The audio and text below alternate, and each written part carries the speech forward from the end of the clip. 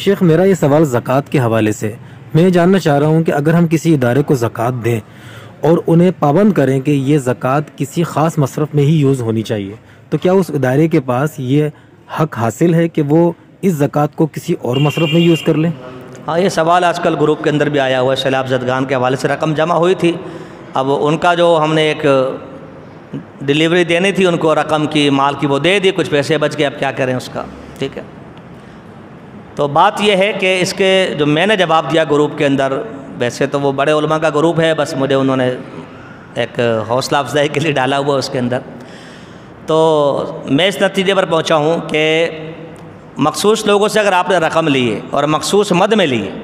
اور اب آپ اس کو کہیں اور لگانا چاہتے ہیں تو آپ ان کو اعتماد میں لیں، ورنہ وہ آپ کے بارے میں بدگمان ہو جائیں گے کہ یہ ہمیں کہتا کچھ ہے کرتا کچھ ہو۔ آپ ایک میجورٹی کو، یہ صرف 100 لوگوں سے لے کم سے کم 80 لوگوں کو، 70 لوگوں کو آپ بتا دیں تاکہ وہ آپ کے حق میں گواہی دیں کہ بھائی اس نے ہمیں بتایا تھا۔ اگر 100% ممکن ہے 100% کر لیں تو ان کو اعتماد میں لیں کہ بھائی یہ مسئلہ اس طرح ہو گیا، اب وہاں سے خبر آئے گی فی الحال ہمیں ضرورت نہیں ہے، تو یار یہ کام نکلا ہوا اس میں لگا دیتے ہیں پھر ہم اللہ کی راہ میں۔ ایک یہ ہے،